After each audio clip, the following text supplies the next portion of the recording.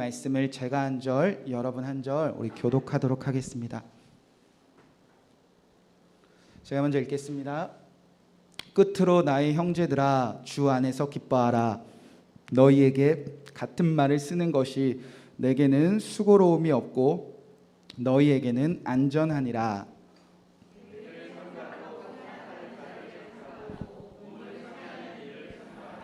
하나님의 성령으로 봉사하며 그리스도 예수로 자랑하고 육체를 신뢰하지 아니하는 우리가 곧 할례파라.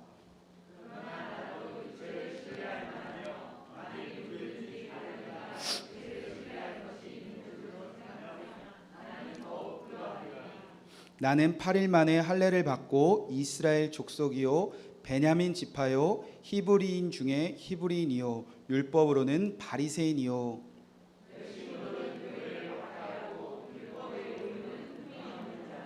그러나 무엇이든지 내게 유익하던 것을 내가 그리스도를 위하여 다 해로 여길 뿐더러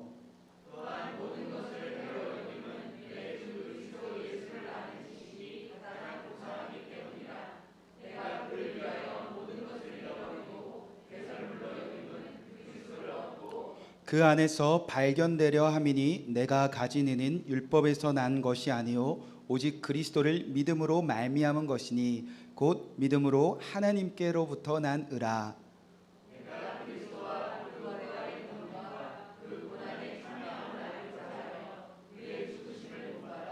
어떻게 해서든지 죽은 자 가운데서 부활에 이르려 하노니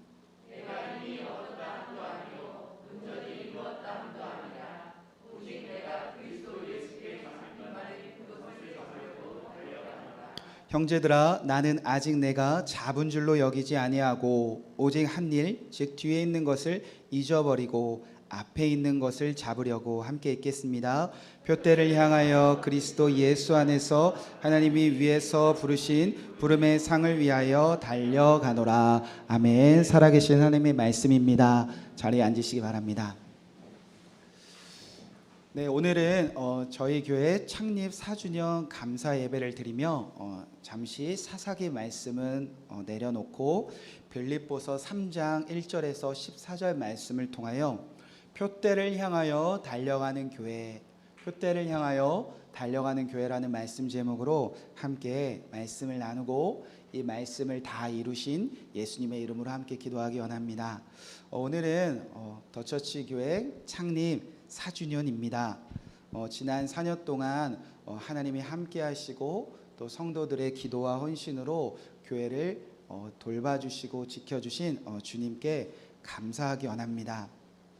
더처치 교회 4주년을 맞아 이 빌립보 말씀을 통하여 우리가 정말 붙잡아야 될 말씀, 또 교회와 여러분의 가정 안에 또 일터 안에 우리가 간절히 기도해야 될 하나님의 말씀이 성령 안에서 여러분에게 아멘 되어지는 주일 되기 원합니다.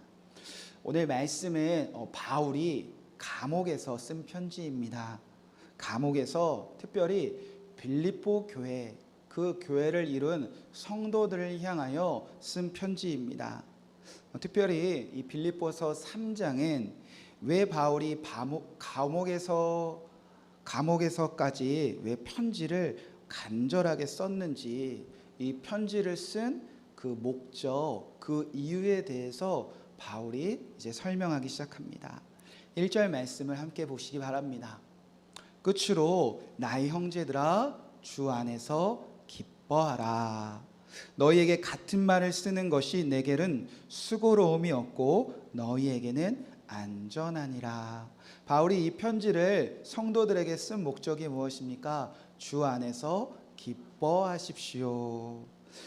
바울은 이 빌립보 교회 성도들이 주 안에서 기뻐하길 원했다는 겁니다. 쉽게 표현하면 예수님 때문에 기뻐하세요. 예수님 때문에 기뻐하세요. 이 말을 전하고 싶었다는 것입니다. 이 예수님 때문에 기뻐하라는 이 말을 편지에 쓰고 편지에 또 쓰고 편지에 또 쓰는 일이 바울에게는 전혀 힘들거나 수고롭게 여겨지지 않았다는 것입니다. 왜냐하면 예수님 때문에 기뻐하는 것이야말로 빌립보 교회 성도들이 언제 어디서나 누구 앞에서나 어떠한 핍박과 박해와 조롱 속에서도 가장 안전하게 사는 길임을 바울은 주님을 통해서 알고 있었기 때문입니다. 먼저 우리가 질문해 볼 것은, 그렇다면 빌립보 교회 성도들은 주 안에서 기뻐하라, 이 명령을 처음 들어봤을까? 예수님 때문에 기뻐하라, 이 사실을 모르는 사람들이었을까?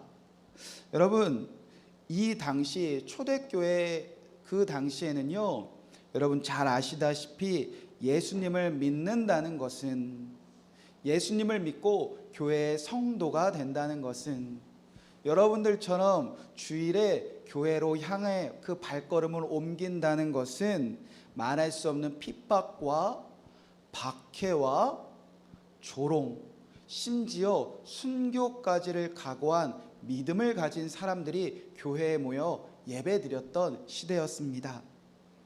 그럼에도 불구하고 예수님을 믿고 예수 그리스도의 몸된 성도가 되어 항상 예배하고 기도하기를 힘쓴 이 빌립보 교회, 그 초대교회 성도들이 예수님 때문에 기뻐해야 한다, 이 사실을 몰랐을 리가 있겠습니까? 그럼에도 불구하고 바울이 보기엔 빌립보 교회 성도들이 예수님 때문에 이 예수님 안에서 기뻐하는 삶을 잃어가고 빼앗겨가고 있었다는 것입니다.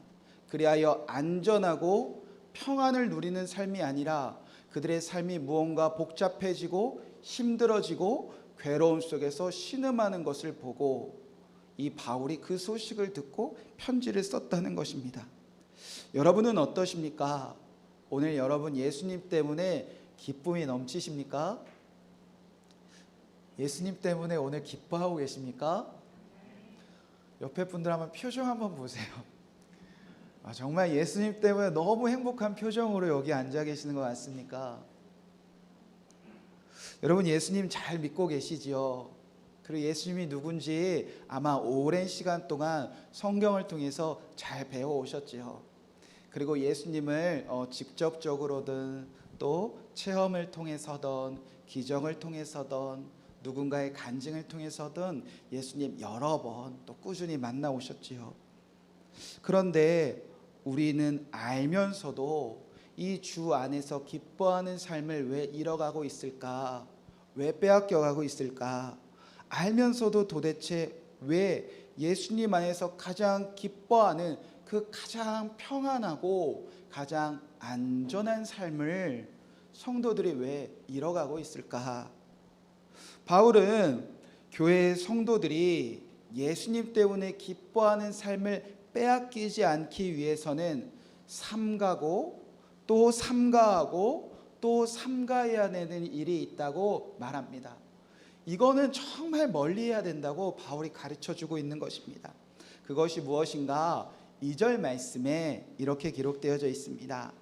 무엇을 삼가라고 했습니까?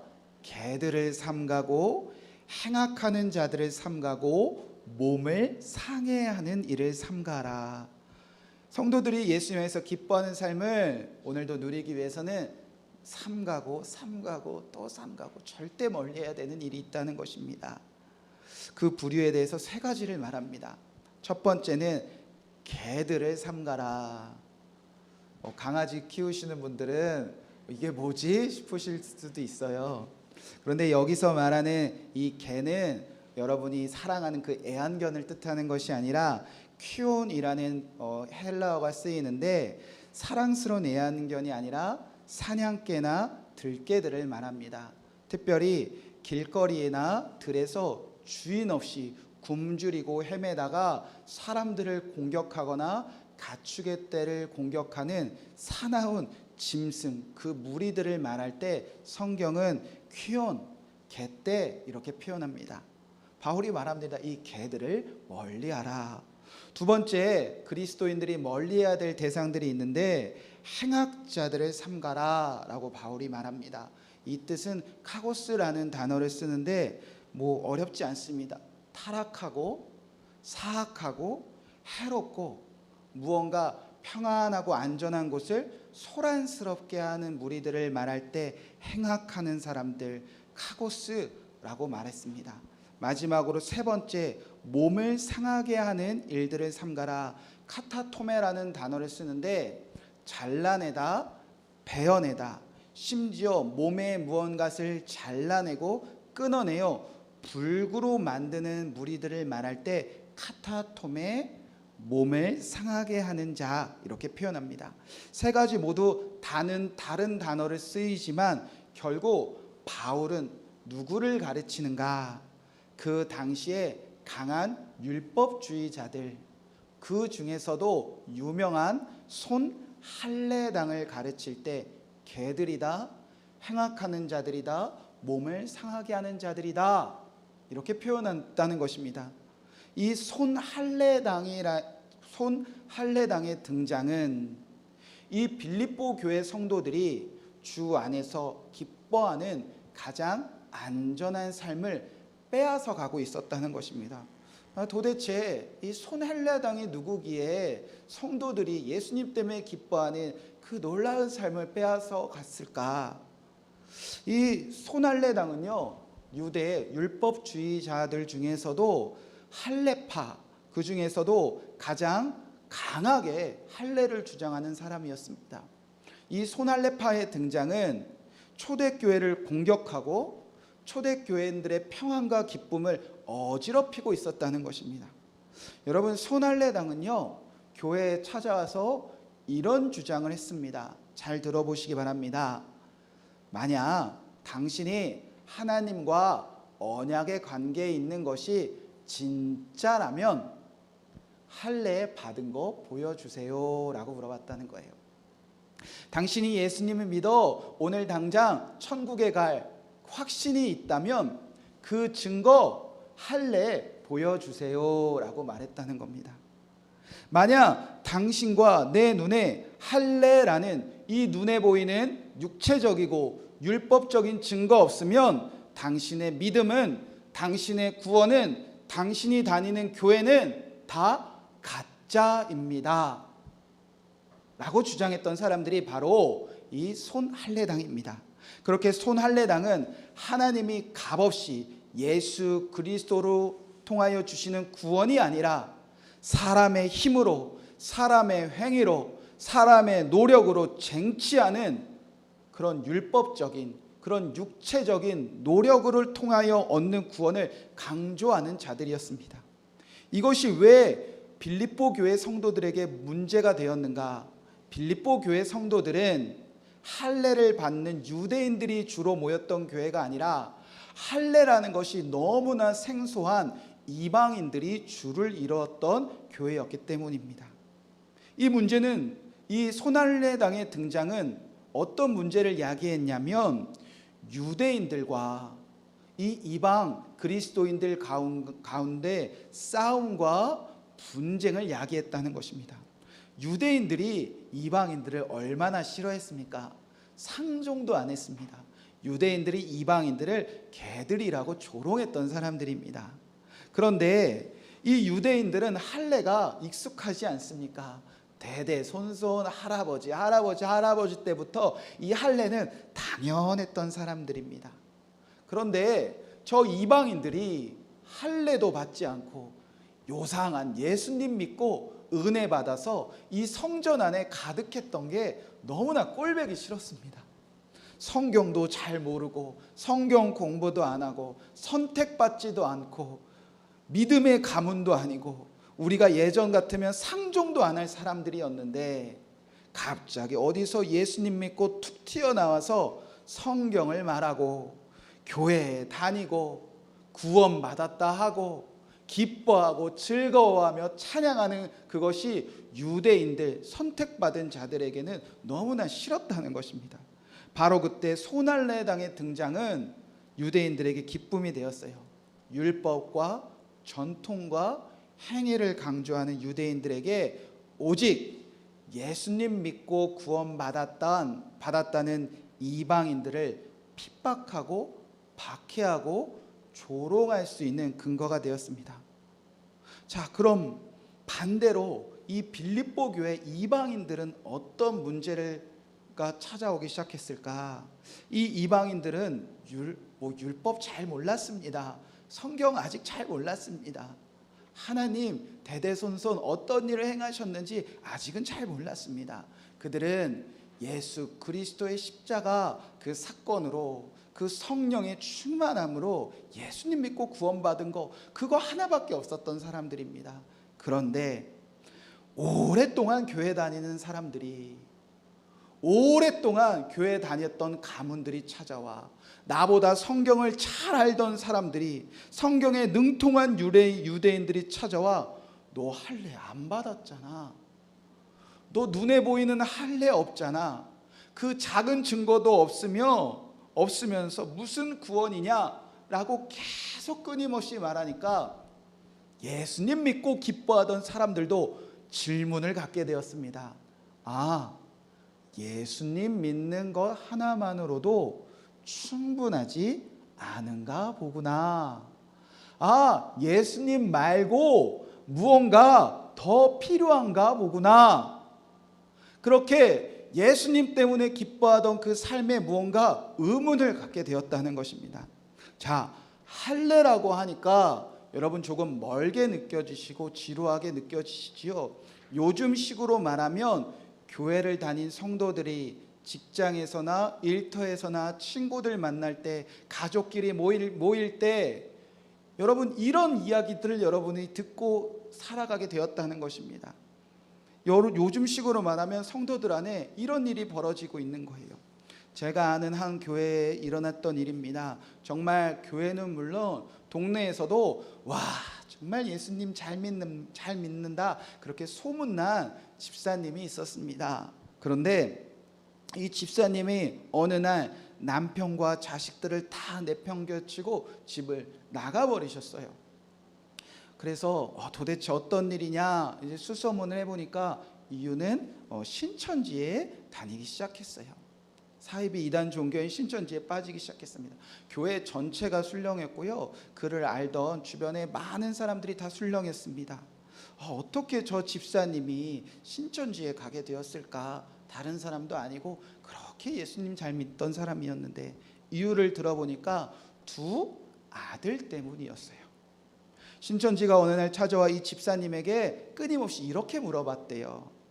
집사님, 교회 오래 다니셨지요? 집사님, 예수님 오래 믿으셨지요? 그런데 왜 두 아들이 아직 장가를 못 갔지요? 라고 물으셨대요. 처음에 웃기지도 않는 소리라고 그냥 흘려보냈대요. 그런데 매일 찾아와서 아유, 언제까지 두 아들 저대로 내버려 둘 거예요? 라고 물으셨대요. 매일 듣다 보니까 이 집사님도 무언가 물음표가 생겼대요. 그러면서 신천지가 성경을 펼쳐놓고, 자, 집사님 성경 한번 보세요. 하나님이 말씀하셨어요. 하나님이 하나님의 형상대로 남자와 여자를 창조하시고 처음에 뭐라고 복을 선포하신 줄로 압니까? 생육하고 번성하고 충만하라 하셨어요. 자, 이것이 어떻게 이루어진지 압니까? 결혼해서 아들을 낳고 이게 이루어지지 않으면 집사님 예수님 잘 못 믿는 건데요. 집사님 교회 잘 안 다니고 계시는 건데요. 집사님이 다니는 교회 뭔가 이상한 교회인데요. 라고 계속 질문을 하던데요. 그러면서 간증을 막 하던데요. 아유, 저희 아이도 장가를 못 갔었잖아요. 신천지는 막 다 거짓말로 꾸며내잖아요. 그런데 저도 교회 열심히 다녔는데 제가 집사님처럼 기존 교회 다녔을 때는 장가를 못 갔는데 제가 복음을 만났어요. 진짜 교회를 만났어요. 제가 다니는 교회를 가자마자 저희 아들이 장가 가서 아들을 낳고 딸을 낳고 지금 너무나 잘 살고 있습니다. 집사님, 신앙생활은요, 집사님 예수님 잘 믿으면요, 이렇게 눈에 보이는 확실한 증거를 주신다니까요. 여러분, 이 끊임없는 질문에 집사님이 교회를 떠나고 신천지에 다니기 시작했다고 그 교회가 난리가 났습니다. 여러분, 손할례당과 같은 율법주의자들이 빌립보 교회 성도들의 속을 어떻게 뒤집어 놨는지 여러분 이제 좀 감이 오십니까? 우리 이런 조롱들 많이 듣잖아요. 예수님 믿는다면서 왜 우리보다 가난하게 살아? 예수님 믿는다면서 당신의 가족이, 당신의 사랑하는 사람이 왜 갑자기 죽을 병에 걸렸어? 예수님 믿는다면서 당신들의 자녀들은 왜 아직도 그 모양이에요? 예수님 믿는다면서 당신의 부모들은 왜 당신에게 그렇게 했어요? 예수님 믿는다면서 왜 아직도 그렇게밖에 못 살아요? 언제까지 예수님 믿는다면서 그렇게 살 거예요? 예수님 믿는다면서 당신들이 다니는 교회는 왜 이렇게 부족합니까? 수많은 조롱거리가 그때나 지금이나 동일하게 흘러가고 있다는 겁니다. 당신의 믿음, 당신의 구원, 당신들의 다니는 교회가 진짜라면 우리 육체에 새겨진, 그리고 율법에 기록된 대로 눈에 보이는 증거를 내놔라. 그렇지 아니하면 당신은 지금 잘못된 길을 걸어가고 있다. 그렇게 손할례당과 같은 조롱이 빌립보 교회와 오늘날의 성도들의 기쁨을 빼앗아 가고 있었다는 겁니다. 바울은 그 소식을 듣고 화가 났어요. 분노가 일어났어요. 당장 우리 눈에 보이는 할례라는 증거가 없으면 그렇게 조롱받고 그렇게 핍박받으며 박해받으며 슬퍼하는 빌립보 교회 성도들의 소식을 듣고 화가 났다는 겁니다. 그리고 편지를 써서 이렇게 선포합니다. 3절 말씀에 보니까 하나님의 성령으로 봉사하며 그리스도 예수를 자랑하고 육체를 신뢰하지 아니하는 우리가 곧 할례파라. 빌립보 교회 성도님들, 성령 안에서 봉사했던 것 기억해 보세요. 아무것도 없었음에도 불구하고 예수님만 자랑했던 그날의 기억들을 기억해 보세요. 손할례당처럼 율법적이고 육체적인 그 작은 증거를 신뢰하지 않는 여러분이 예수님의 십자가로 그 마음에 진짜 할례 받은 자들인데 왜 예수님 안에서 기뻐하지 못하고 있습니까? 여러분, 사람이 이리도 연약하다는 겁니다. 눈에 보이는 증거 하나 들이밀고 이거 없냐고 물어보면 성령 안에서 누가 시키지도 않아도, 누가 떠밀지 않아도 아무런 값도 이름도 없이 봉사했던 그 성령의 감동들 다 사라져버리는 것이고요. 누군가 와서 예수님 믿고 잘된 거 뭐 하나 있냐 물어보면 예수님만 자랑했던 그 삶을 어느새 다 잃어버리고 기뻐하지 못하게 되어진다는 것입니다. 바울은 화가 나서 분노하며 간절한 마음으로 전합니다. 예수님 안에 마음에 할례 받은 자들이 왜 이렇게 기뻐하지 못합니까? 당신들이 진짜 할례 받은, 진짜 구원받은 자입니다. 바울은 어떻게 이렇게 확신하고 있습니까? 성령의 감동이 예수님을 자랑하는 그들이 진짜 할례 받은 것을 왜 이렇게 확신하고 계시는가? 바울도 예전에 손할례당처럼 살아봐서 안다는 거예요. 4절, 5절, 6절 말씀에 바울의 과거를 이렇게 회상합니다. 그러나 나도 육체를 신뢰할 만하며 만일 누구든지 다른 이가 육체를 신뢰할 것이 있는 줄로 생각하면 나도 더욱 그러하리니 나는 8일 만에 할례를 받고 이스라엘의 족속이요 베냐민 지파요 히브리인 중에 히브리인이요 율법 이룬 바리새인이요 열심으로는 교회를 박해하고 율법의 의로는 흠이 없는 자라. 나 바울도 할례 받아봐서 압니다. 나 바울도 할례를 신뢰해봐서 압니다.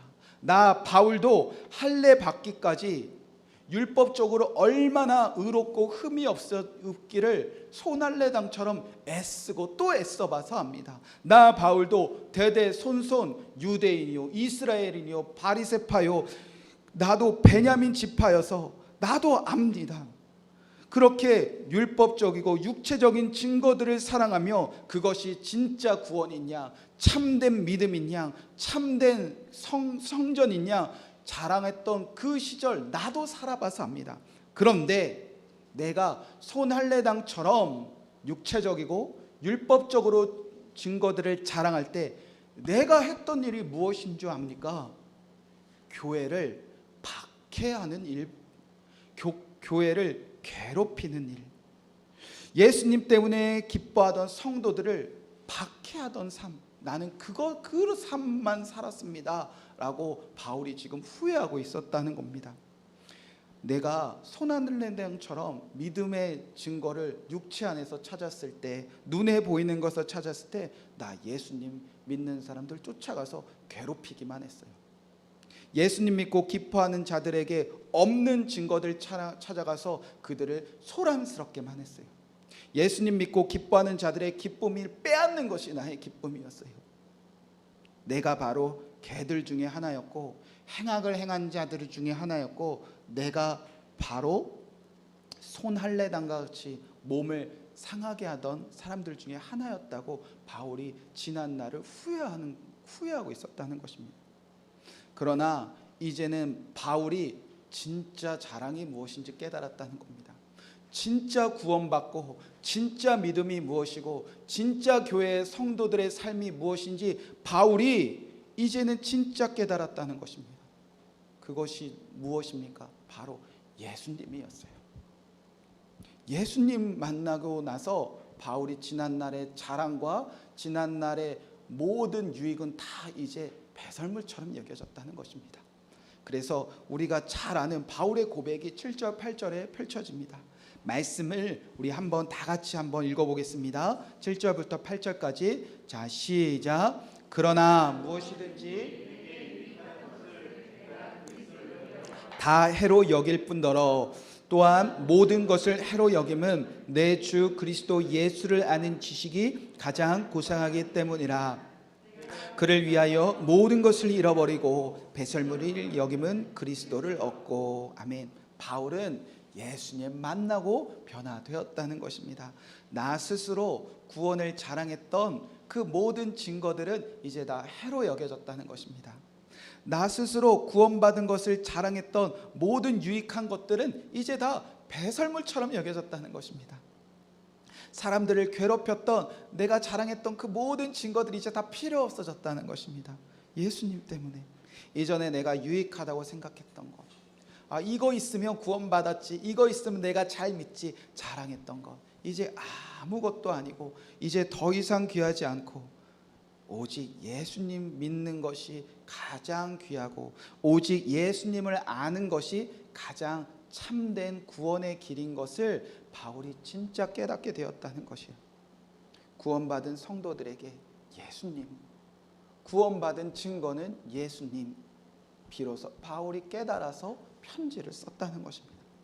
도대체 예수님이 누구시길래 이전에 사람들 앞에서 떵떵거리던, 이전에 교회를 다 흔들어 놓던 그 모든 유익과 그 모든 자랑들이 다 배설물처럼 여겨졌을까? 바울이 그가 만난 예수님을 이렇게 고백합니다. 9절 말씀해 보니까 그 안에서 발견되려 함이니 내가 가진 은은 율법에서 난 것이 아니요 오직 그리스도를 믿음으로 말미암은 것이니 곧 믿음으로 하나님께로부터 난 의라. 아멘. 바울이 예수님 안에서 하나님의 의를 발견했다는 것입니다. 여기서 의는 디카이오시네라는 단어를 쓰는데 공정하다, 차별이 없다라는 뜻입니다. 이 의가 하나님의 의와 붙어서 같이 사용되어질 때는 하나님의 구원하심이 모든 사람들에게 차별이 없다, 하나님의 의는 공정하다 라는 뜻을 가지고 있습니다. 하나님이 우리를 구원하시는 가장 공정하고 차별 없는 방법이 예수님이구나 라는 것을 깨달았다는 거예요. 누구에게는 이 증거가 있는데 저 사람에게는 이게 없으면, 누구는 이렇게 사는데 저 사람은 저렇게 살면, 누구는 육체적인 증거가 있는데 저 사람은 그 육체적인 증거가 없으면, 누구는 예수님 믿고 이렇게 삶의 형편이 변했는데 저 사람의 형편은 변하지 않았다면, 그렇게 차별이 있는, 사람마다 환경마다 다 차별이 있는 그런 불공평한 구원의 방법이 아니라, 누가 어떤 삶을 어떻게 살아도 오직 공정하신 하나님의 구원하신 방법 예수님을 만나게 되었다는 것입니다. 여러분, 하나님이 우리를 구원하시는 공정한 방법이 할례입니까? 누군가 예수님 믿고 나 이거 받았어요 라는 그 증거입니까? 공정하신 방법 예수님, 그 진리를 깨달았다는 것입니다. 로마서 3장 20절에 바울은 이런 고백을 동일하게 합니다. 로마서 3장 20절을 보면 그러므로 율법의 행위로 그의 앞에 의롭다 하심을 없는 육체가 없다니 율법으로는 무엇을 깨달음이라? 죄는 깨달음이라. 바울이 이전에 죄짓기 안에서 할례로 받았어요. 성경 공부도 열심히 해봤어요. 성경대로 살려고 정말 부단히 애써봤어요. 성경대로 살지 않는 자들에게 나 성경 이렇게 배워서 이렇게 살고 있다 자랑도 많이 해봤어요. 그들의 기쁨을 빼앗아도 봤어요. 그런데 율법을 알면 알수록 율법대로 살려고 애쓰면 애쓸수록 바울은 나는 죄인이구나, 그 한 가지 사실만 깨달았다는 겁니다. 그래서 바울은 이렇게 고백하지 않습니까? 오호라 나는 곤고한 사람이로다. 이 사망의 몸에서 누가 나를 건져내랴. 율법으로는, 세상이 말하는 증거로서는 아무도 이 사망에서 나를 구원할 수 없음을 바울을 깨달았다는 겁니다. 그렇게 절망하던 바울이 소망을 찾았습니다. 진짜 구원의 방법을 찾았습니다. 나 같은 죄인도, 죽어 마땅한 죄인도 살게 될 방법, 부활할 방법, 영원할 생명을 누리는 방법을 예수님 안에서 그 하나님의 의를 만나게 되었다는 겁니다. 그래서 로마서 3장 21절부터 바울이 이렇게 고백합니다. 이제는 율법 외에 하나님의 의가 나타났으니 율법과 성지자들에게 증거를 받은 것이 아니라 곧 예수 그리스도를 믿음으로 말미암아 모든 믿는 자에게 미치는 하나님의 의는 차별이 없느니라. 아멘. 율법이 아니었다는 것입니다. 할례가 아니었다는 겁니다. 내 몸을 상하게 하면서 내가 스스로 쟁취해낸 그런 증거들이 아니었다는 것입니다. 사람들이 자랑하고 또 자랑하고 사람들을 힘들게 하고 사람들을 소란시키고 사람들의 기쁨을 빼앗던 그 증거들이 다 헛됨을 깨닫고 진짜 구원이 예수님 믿는 것에 있는 것을 그가 깨달았다는 거예요. 바울은 예수님을 만나고 죄에서 자유함을 얻었습니다. 바울은 예수님을 만나고 수많은 증거들을 쫓아다녔던 사냥개와 같은 삶을 바울은 떨쳐버리고 자유를 얻게 되었다는 것입니다. 이제는 바울이 삶의 방향이 완전 뒤집어져요. 완전 바뀌게 됩니다. 이전에 자랑할 만한 증거거리, 자랑할 만한 육체적인 증거 쫓아다녔던 삶에서 이제는 예수 그리스도 그가 삶의 방향이 되었다는 거예요. 그래서 빌립보서 3장 11절 12절부터 이제 바울이 이렇게 살아간다는 겁니다. 내가 그리스도와 그 부활의 권능과 그 고난의 참여함을 알고자 하여 그의 죽으심을 본받아 어떻게든지 죽은 자 가운데서 부활을 이루려 하노니 내가 이미 얻었다 함도 아니요 온전히 이루었다 함도 아니라 오직 내가 그리스도 예수께 잡힌 바 된 그것을 잡으러 달려가노라. 예수님이 십자가에서 죽으시고 부활하신 그 부활의 권능이 내게도 이루어지기 위하여 바울도 살아가게 가게 되었다는 겁니다. 그 부활이 내게 아직 확신과 아직 온전함은 이루어졌는지 바울 스스로도 확신하지 못하지만 바울이 내가 부활을 얻었다고 확신하는 증거는 지금 누구에게 잡힌 바 되었다는 겁니까? 예수님께 잡힌 바 되었으니 내가 예수님께 잡힌 바 되어 예수님과 함께 이 인생을 걸어가니 나는 부활의 승리를 얻은 자입니다. 나는 온전해진 자입니다. 그렇게 예수님이 그의 가장 귀한 자랑거리가 되었다는 것입니다. 바울은 그렇게 예수님과 함께 하나님이 우리를 온전하다, 너가 의롭다, 너가 구원받았다 라는 그 하나님의 부르심의 상을 달려가는 그 삶을 오늘 설교 제목처럼 이렇게 한 줄로 고백합니다. 그 바울의 고백이 여러분의 고백이 되기 원하며 우리 14절 말씀을 함께 믿음으로 읽어보도록 하겠습니다. 자, 시작. 표대를 향하여 그리스도 예수 안에서 하나님 위에서 부르신 부름의 상을 위하여 달려가노라. 바울의 삶이 이렇게 바뀌었다는 거예요. 표대를 향하여 달려가노라. 바울의 표대가 누구입니까? 예수 그리스도이시죠. 바울의 목표가, 바울의 꼬링점이, 바울이 달려갈 곳이 바뀌어 버렸다는 것입니다. 예수 그리스도가 표대가 되었다는 것을 깨달았어요. 히브리서 12장 1절 말씀처럼 믿음의 주요 온전하게 하신 이인 예수 그리스도를 바라보자. 그 예수님만 바라보고 걸어가는 삶이 그의 삶의 방향이 되었다는 것입니다. 이제는 혼자가 아니에요. 하나님이 부르신 그 구원의, 그 부활의 삶을 향하여 어디로 가든지 어떻게 가야 되는지, 이 길이 잘 가고 있는 것이 맞는지 혼란스러울 때 언제나 표대 되시는 그 예수님이 성령으로 내 안에 계심을 그가 깨닫게 되었다는 것입니다. 이제 예수님과 함께 표대를 향하여 달려가는 그 삶을 바울이 이제 자랑하며 기뻐하기 시작했다는 것입니다. 그래서 편지를 쓴 거예요. 쓰고 또 예수님, 그 표대 되시는 예수님이면 기뻐해야 할 만하지 않습니까? 이 세상 그 누가 어떤 증거를 자랑하며 이거 없으시죠? 라고 물어봐도 너의 구원은 가짜다, 너의 믿음은 가짜다, 너의 교회 형편없다 조롱하여도 표대가 되어주시는 예수 그리스도가 가장 귀하지 않습니까? 표대가 되어주시는 예수 그리스도가 여러분의 자랑 아닙니까? 표대가 되어주신 그 예수 그리스도와 함께 살아가고 있는 그 삶이 자랑 아닙니까? 예수님만 자랑하십시오. 빌립보 성도들에게 전하고 있습니다. 오늘 찬양 시간에 부른 찬양이 있습니다. 주 예수보다 더 귀한 것은 없네. 제가 이번 주일에 창립 기념주일을 맞아서 설교를 준비하다가 이제 찬양 인도자 분께서 보내주신 이 찬양 콘티를 받고 깜짝 놀랐습니다. 왜냐하면 제가 이번 한 주간 이 창립 기념주일에 어떤 말씀을 전해야 합니까? 라고 묵상하며 기도하면서 계속 하나님께서 부르시게 했던 찬양이 주 예수보다 더 귀한 것은 없네, 예수밖에 없네. 계속 흥얼거리면서 한 성경 읽고 또 기도하고 이렇게 본문을 쓰고 있는데 설교 중에 콘티를 받은 주 예수보다 귀한 것은 없네. 깜짝 놀랐어요. 제가 이 주 예수보다 귀한 것은 없네, 예수밖에는 없네, 이 찬양의 가사가 정말 마음속에 와닿았었던 첫 번째 때가 언제였나? 제가 신학교를 졸업하고 이제 전임 전도사가 되었을 때였어요. 공부할 때는 잘 몰랐어요.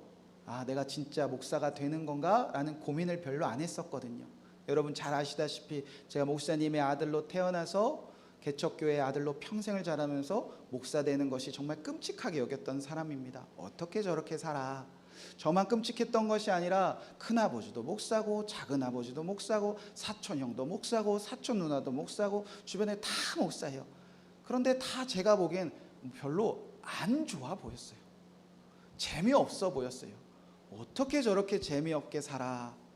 자랑할 거 없는데 공부할 때는 몰랐는데 이제 정말 대학교 졸업하고 대학원 다니면서 저기 시골 어디 양주에, 그것도 공터에 컨테이너 박스가 전도사 사택에 이제 들어가서 여기서 꼼짝없이 이제 전도사 생활해야 되는 그 사실이 진짜 피부로 와닿았을 때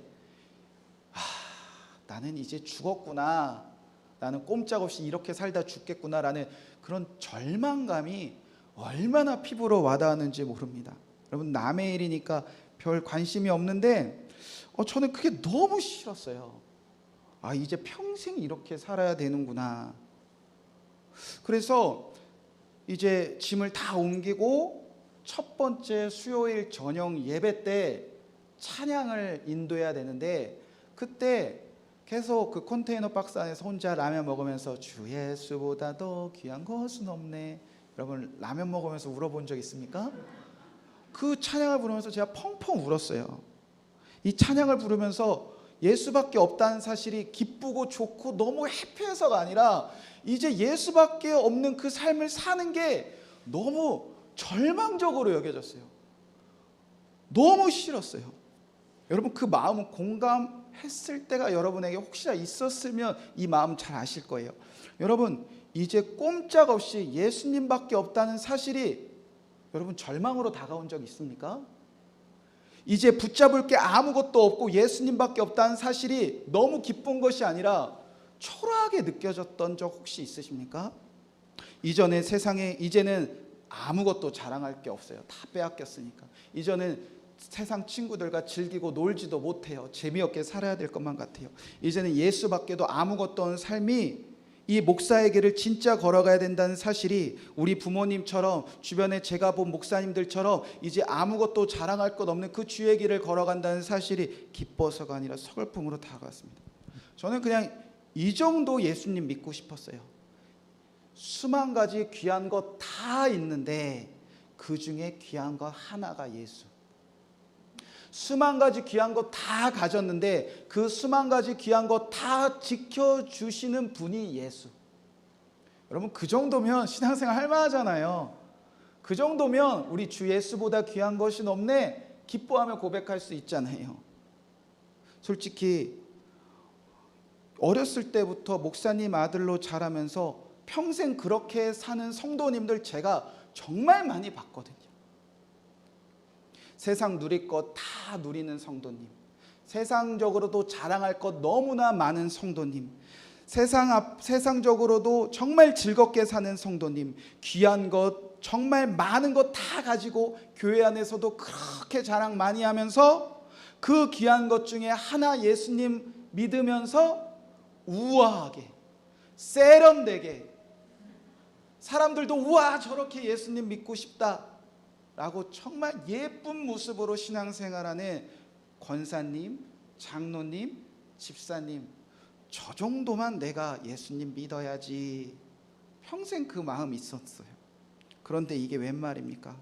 아주 작은 시골에 주차장 공터에 컨테이너 박스에 예수님이 저를 가둬놓고 아무것도 모르는 곳에서 라면 하나 끓여 먹으면서 이제는 너가 목사가 돼야 된다라는 도장을 콱 찍어 주실 때 주 예수보다 더 귀한 것은 없네. 저는 왜 예수밖에 없는 삶을 살아야 합니까? 펑펑 울었어요. 여러분, 첫 찬양인도 때 젊은 전도사가 와서 펑펑 울며 찬양하니까 남의 속도 모르고 성도들은 손을 들고 주여 주여, 우리 전도사님 좋은 전도사님 왔네, 정말 성령 충만하죠. 막 성도님들도 손을 들고 막 같이 울어요. 이게 뭐 하자는 건지 막 짜증이 막 밀려오더라고요. 제가 그렇게 서글펐던 불렀던 이 찬양의 가사가 진짜 어떤 의미인지가 다시 깨달아졌을 때가 언제인가, 바로 더 처치 교회를 창립하려고 기도했었을 때입니다. 고백이 완전히 바뀌게 되었습니다. 제가 선한목자교회에서 4년 동안 수련목 생활을 잘 마치고 첫 담임지로 원아리 장원에 있는 작은 시골교회 담임목사로 부임하게 되었습니다. 행복하게 즐겁게 어린 자녀들과 시골에서 좋은 할머니 할아버지들과 즐겁게 잘 신앙생활을 하고 또 목회를 잘 다니면서 뭐 힘들 게 없었어요. 그런데 갑자기 부목사로 오지 않겠냐 몇 명 목사님의 콜링을 받게 되고 제가 이제 흔들리는 거예요. 제가 부목사로 가야 될지 여기 계속 있어야 될지, 그리고 기도하고 있었어요.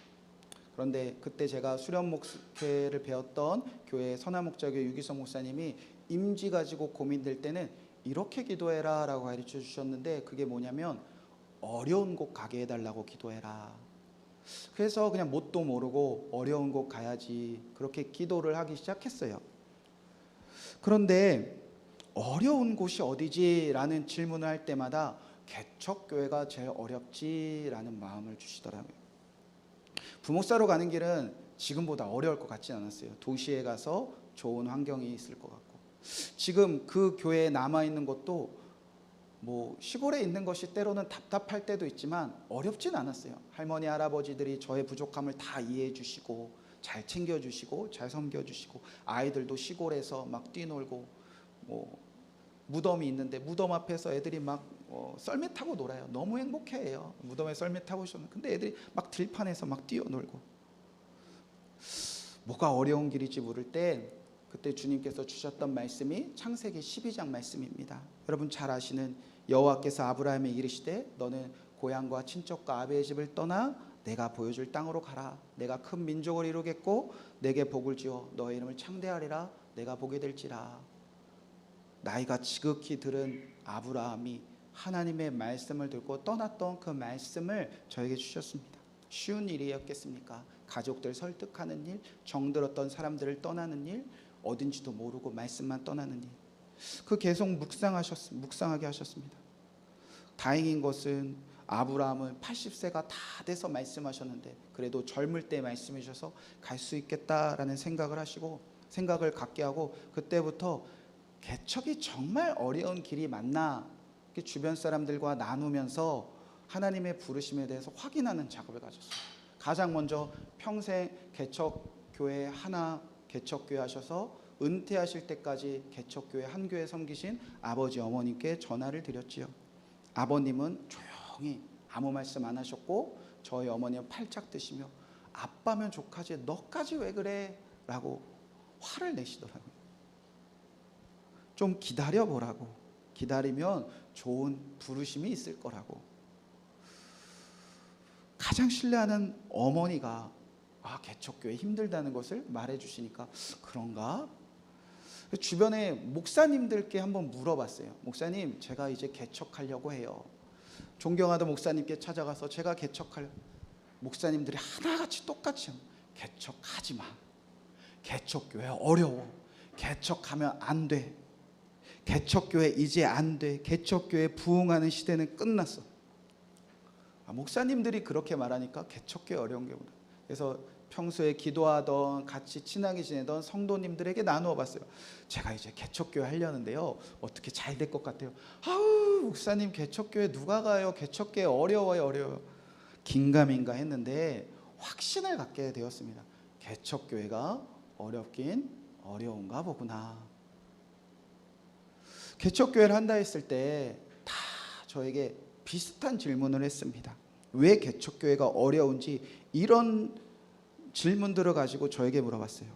그럼 성도들은 있습니까? 아내와 둘밖에 없습니다. 저희 아이들 셋 있습니다. 그럼 뭐 돈은 있습니까? 돈이 어디 있습니까? 그럼 교회 건물은 있습니까? 없습니다. 그러면 돈도 없고 성도도 없고 건물도 없이 어떻게 개척합니까? 그럼 목사님, 뭐 설교는 잘합니까? 웃잖아요 지금. 목사님, 뭐 그러면 탁월한 뭐 성경 훈련 뭐 교재 있습니까? 뭐 교재가 어디 있어요? 제가 배워야 될 텐데. 그러면은 뭐 탁월한 목회 계획이 있습니까? 계획 없이 평생을 지금 계획 없이 살고 있는데 돈도 없고 성도도 없고 건물도 없고 설교도 못하고 은사도 없고 뭐 계획도 없고 방법도 없고. 목사님의 마음은 충분히 이해하겠는데, 목사님이 예수님 믿고 개척한다는 거 충분히 이해하겠는데 실패할 게 뻔합니다 라고 다 얘기하셨어요. 그때 제가 이렇게 대답했어요. 예수님이 있잖아요. 예수님 믿고 개척하는데 왜 안 된다는 거죠? 교회가 예수님 말고 뭐가 더 필요하죠? 이런 막 울분과 화가 막 끌어나와서 어느 날은 목사님과 얘기하다가 제가 막 펑펑 울었던 적이 한 번. 왜 안 된다고 해요? 예수님이면 된다고 설교하셨잖아요. 그런데 왜 안 된다고 하세요? 라고 제가 얼마나 울었는지 모릅니다. 여러분, 화가 났어요. 솔직히 세상 친구들이 그렇게 얘기했다면 화는 안 날 것 같아요. 여러분, 어떤 기업을 세울 때 사람이 있어야 되죠. 돈이 있어야 되죠. 건물이 있어야 되죠. 계획이 있어야 되죠. 방법들이 있어야 되죠. 회사를 세우고 무슨 장사를 하고 사업을 할 때 그런 친구들이 저한테 그런 얘기했다면 끄덕끄덕 거려야 될 것 같아요. 그런데 예수님 믿고 구원받은 성도들의 모임 안에서, 예수님이 최고라고 말하는 구원받은 사람들의 입에서, 예수님밖에 없다고 고백하는 그 수많은 사람들의 입에서 예수님밖에 없다는 것으로 안 된다는 것이, 예수님으로는 실패한다는 것이 마음속에서 울분이 터져 나왔습니다. 교회에 예수님으로 개척하는 거 너무나 무모합니다. 여러분, 그러면 도대체 교회가 잘 되는 건 뭐지요? 여러분이 보기에 어떤 교회가 성공한 교회지요? 여러분, 그러면 어떤 교회는 실패한 교회지요? 어떤 교회는 잘 안 되는 교회죠? 여러분 어떤 교회를 다니고 싶으시죠? 여러분 교회가 사람들의 눈에 보이는 육체적이고 율법적인 증거들을 찾는 교회가 성공한 교회라면 여러분 초대교회는 다 실패한 교회 아닙니까? 교회가 눈에 보이는 성도 많아지고 재정 많아지고 건물 짓고 교회가 유명해지고 담임 목사님이 유명해지고 사람들이 구름대처럼 모여지고 성도들의 사역과 봉사가 많아지고 교회가 자랑할 수 있는 증거들 눈에 보여지는 것이 많아지면 사람들이 찾아와 보여달라고 할 때 보여줄 거 많아지면 그 교회가 성공한 교회라고 도대체 누가 가르쳐 준 거지요? 성경 속의 초대교회는 그럼 다 실패한 거네요. 성경교회, 성경에서 기록된 예루살렘 교회, 안디옥 교회, 빌립보 교회, 고린도 교회, 지금 눈에 보이는 증거 남아 있습니까? 눈에 보이는 증거가 남아 있는 것이 교회가 성공한 거라면 예수님이 하나님이 어떻게든 지금도 눈에 보이게 남겨 놓으셨겠지요. 그런데 눈에 보이는 증거들 다 흩으시고 오직 초대교회 성도들이 예수님밖에 없습니다. 예수님이 가장 귀합니다. 그 고백만을 왜 남겨놓으셨겠습니까?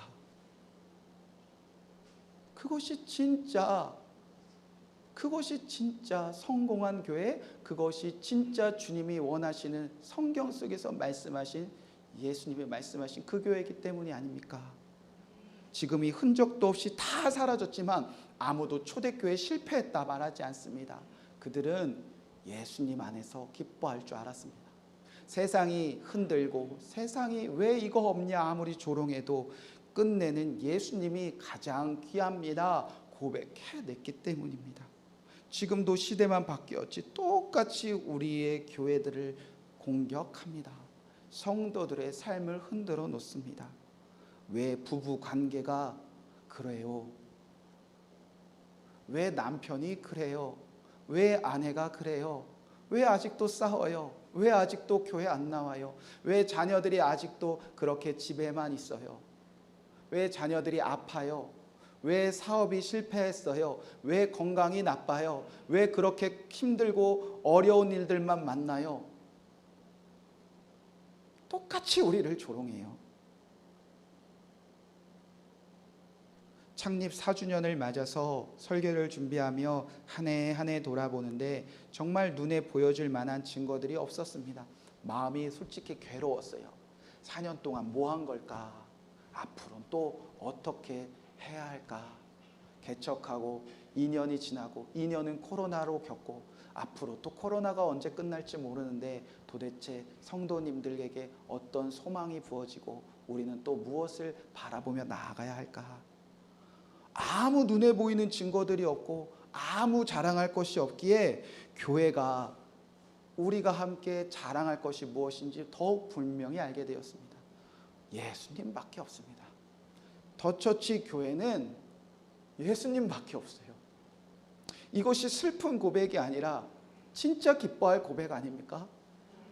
더처치 교회는 작은 개척교회를 섬기며 그저 예수님 알기 원하는 성령으로 봉사하고 예수님을 자랑하는 예수님밖에 없다는 성도들의 신앙 고백밖에 없습니다.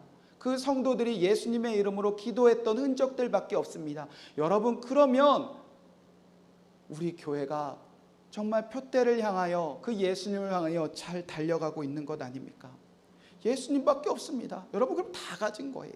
다 가져도 예수님 때문에 기뻐하지 못하면 다 잃어버린 것 아닙니까? 도대체 뭐가 더 필요하죠? 이번 한 주 한 주 이 찬양을 부르며 4년 동안 우리가 무엇을 했나가 아니라 4년 동안 우리가 잘 달려왔구나. 주님은 그렇게 저와 여러분을 칭찬하기 원하시는 줄로 믿습니다. 교회만 그렇습니까? 여러분의 가정과 일터와 직장도 동일한 원리입니다. 여러분이 예수님밖에 없다면 잘 살고 계신 것입니다. 세상 소망이 다 무너지고 세상 사람들이 수만 거지를 자랑해도 나는 예수님밖에 없구나. 여러분 그거는 슬픈 고백이 아니라 감사의 고백임을 고백하며 앞으로 5년 6년 주님이 더처치 교회를 이 땅에 허락하신 그날까지 표대 되시는 그 예수님이 가장 귀합니다. 그 표대 되시는 예수님이 나의 자랑입니다. 그렇게 예수님과 함께 하나님의 부르심의 상, 구원과 부활을 향해 달려가시는 더처치 교회 성도님들 되시길 축복합니다.